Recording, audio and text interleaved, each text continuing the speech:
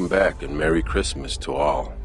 Please like and subscribe as we move forward into this American tragedy that has left us all in disarray even 5 years later. Some of you think Chris has got a cozy little cell, living happily ever after all the abuse he endured from Shanann. I know that doesn't even sound right coming out of my mouth. How did we all get here? A man cheats on his wife, then decides to end the lives of his wife and kids. The world's in mourning. Mom defends her son. I understand a mother's love for her son and wanting to be there for him, but this was something else. Why couldn't Cindy just be happy for Chris? It's hard for me to understand. I will never agree with the way Cindy Watts stood firm on her opinion of Shanann, even after what her son did to her and her 3 babies.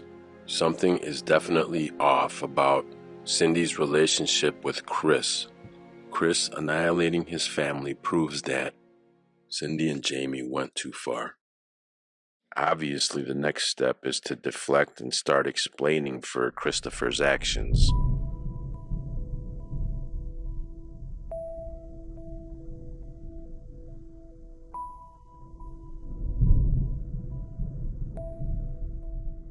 "5 years in, inmates adapt to prison life, not because things get better on the inside, but because inmates have to.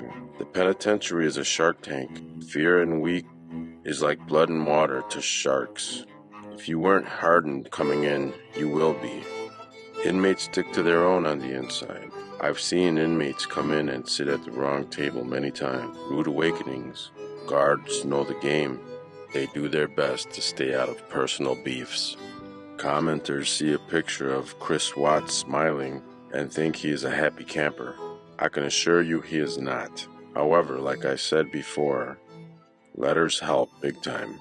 I know all the fan mail keeps him motivated. All this is temporary though. Guards have probably had to limit the amount of mail Chris receives due to the volume. I'm sure a ton of it gets thrown away, or guards will even pocket a few as a souvenir or murderabilia.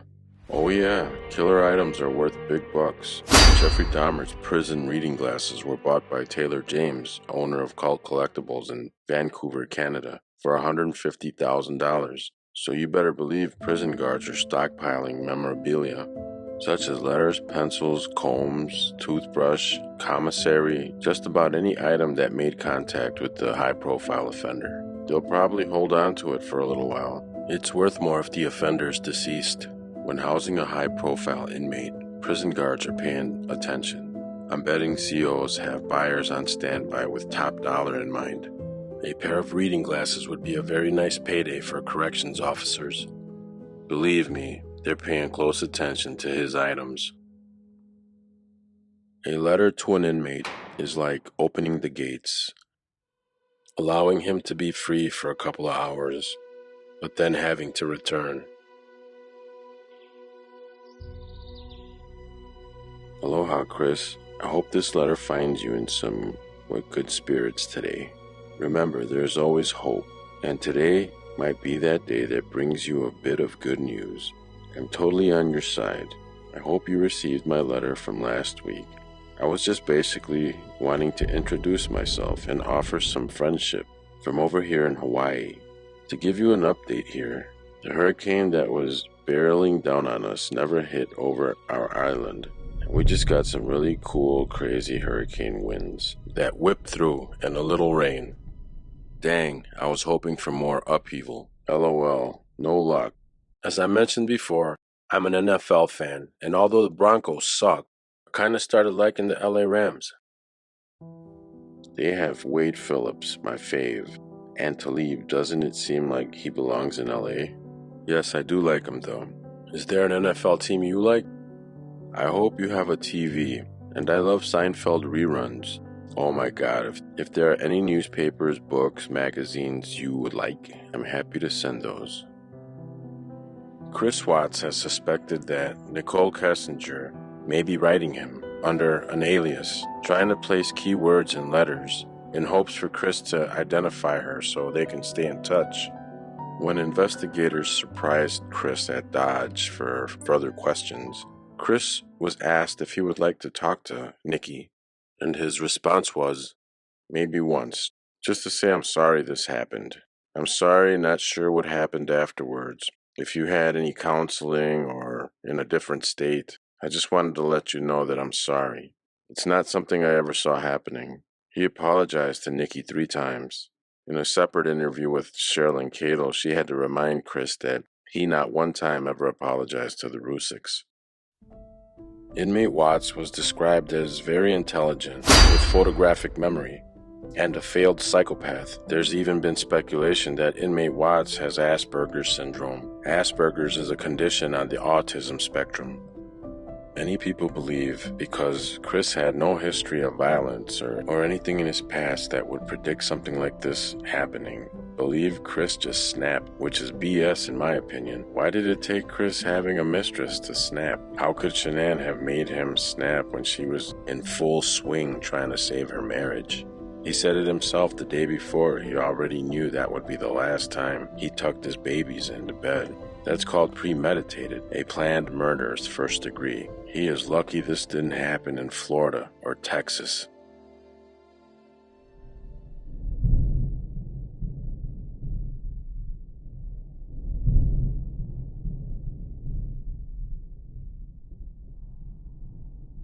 Shanann and Chris decided to move to Frederick, Colorado, right after the wedding, a quiet little town just outside Denver, with the sight of white-capped mountains out in the distance.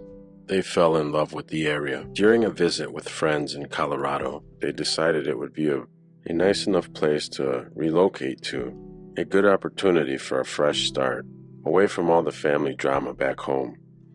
Chris and Shanann decided to build their dream house, a spacious 5-bedroom, 4.5-bathroom home on Saratoga Trail, a clean, quiet neighborhood with friendly neighbors. They worked at Longmont Ford and stayed with friends while the house was being built. Chris was a mechanic and Shanann was in sales. After a while, Chris developed carpal tunnel syndrome and decided to find a different job. Shanann soon followed. Shanann and Chris needed help getting pregnant due to her medical condition. They decided to take fertility treatments. Conceiving was considered high risk for Shanann, but as a young married couple, they were determined. Because she was a high-risk pregnancy and their babies were somewhat miracle children and Chris still decided to do what he did, it goes to show how personal this was for Chris. Chris only shows regret and remorse now because it's what's expected of him. Yay! Do it again?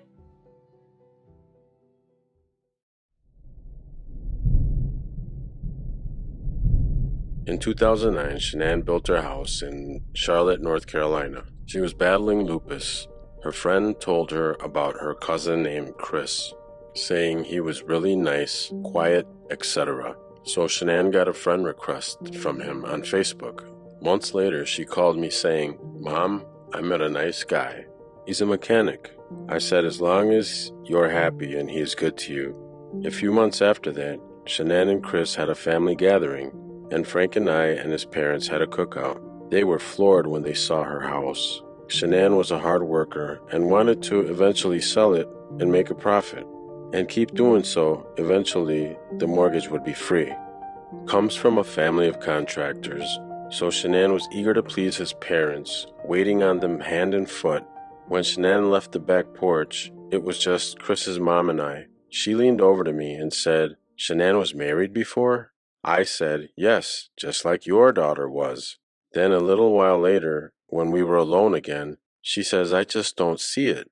I said, "What?" She says, "I don't feel or see that your daughter loves my son." I knew that she was going to be a thorn in this marriage because my mother-in-law was the same way. So every time we had cookouts, his mom and sister were very quiet and distant. We weren't accepted. They made that known. So fast forward to the engagement party. Shanann and I stopped for food and wine, etc., and spent a lot. Jamie, Chris's sister, wanted all the invitations so she could help. Shanann told me, "Mom, Jamie wants to help. Is she accepting me? I think I'm going to let her do it." So this mom and sister prepped food and cross-contaminated everything. Shanann could not eat any of it. Gluten-free, nothing. Everything was made with gluten. So thank God I made lots of food I brought at least my daughter can eat. So as the night went on, Shanann and I went to the bathroom. Shanann had told me, "Mom, I had like 80 invites, and only immediate family came." So Shanann called people the next day to learn that they never received an invitation. Shanann was devastated. Shanann and Chris were so upset, so they knew not to ask again. Then came the wedding. No one from his entire family came. Just his grandmother and uncle. No mom, no dad, no sister, aunts, and cousins. No one came. Chris spoiled Shanann, and vice versa. They were so in love.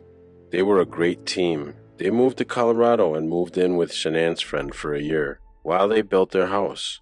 Everything was great. Shanann saw something on Chris's private part that didn't look normal. They went to the doctor. It was cancer, so it was removed. She saved his life. Then Shanann got pregnant with Bella Marie. Everyone was so excited and happy.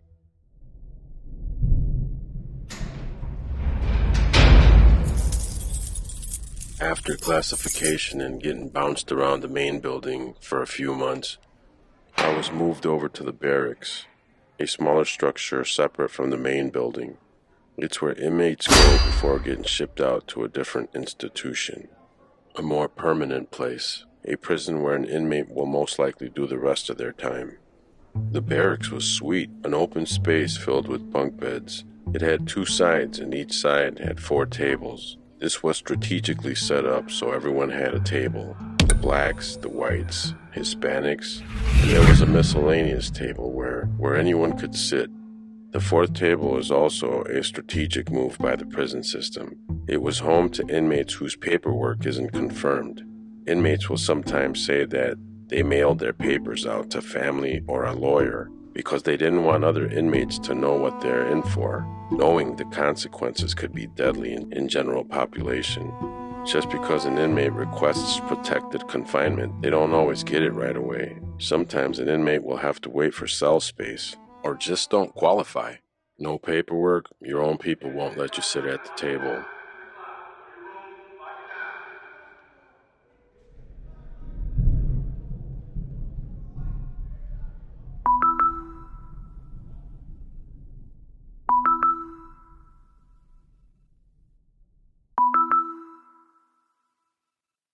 He said we are not compatible anymore. He refused to hug me after he said we will try to work it out. Said he thought another baby would fix his feelings. Said he refused couples counseling. What? That doesn't sound like Chris. Did he go to the appointment? Addie asked in disbelief. Yes, but cold. Addie, I have no idea what happened.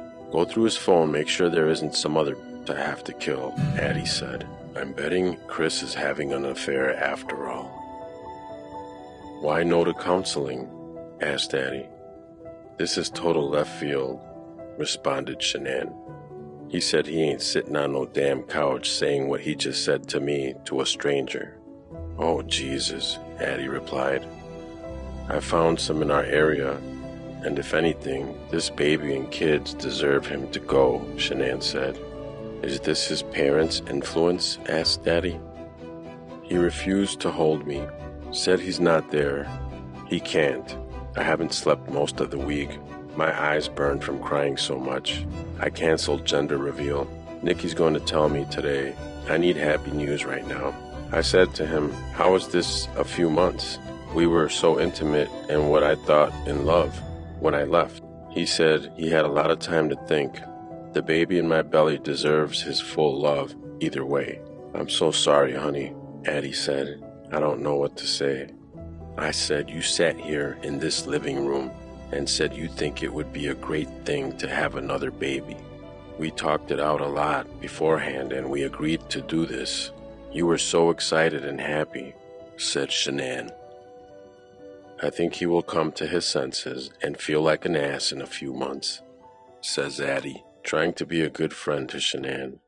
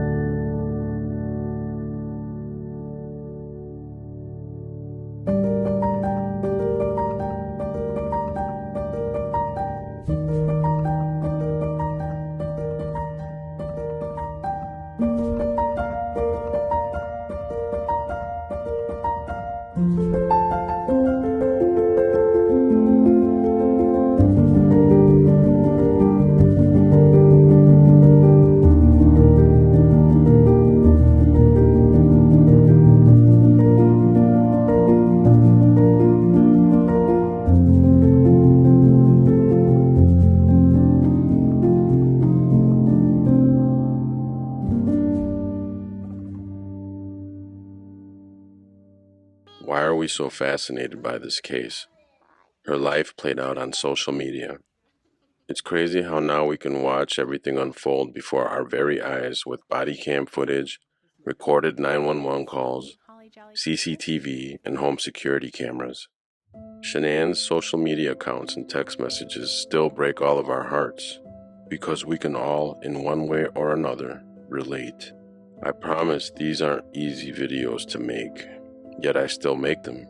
I feel especially obligated creating videos for this particular case because I just couldn't sit back watching folks attack Shanann after what her and her babies have already gone through. I'm sure Cindy never wanted this to happen, but her behaviors since Shanann's passing spoke volumes about how far she would have gone to destroy their marriage anyway. Both her and Jamie, in my opinion, showed more emotion than Chris has ever displayed, and I found that to be extremely odd. But looking back, knowing what I know now, I can make sense of some of it. They obviously hated Shanann. They say Chris is intelligent, but yet not smart enough to understand how blessed and fortunate he already was. And I blame his mother and sister for that. They poisoned his mind since back when he was a perfect little boy. It's Christmas. My heart and prayers go out to the Rzuceks and anyone else who has a hard time during the holidays. I know it's probably not the easiest thing in the world to know so many true crime creators are still probing this case. A lot of questions unanswered. Some of us feel there's way more to the case, and a lot of us are just hell-bent on making sure everyone is held accountable. I'm sorry this happened. I'm sorry this is still happening. I pray that our videos aren't hurting anyone or making anything worse. Merry Christmas.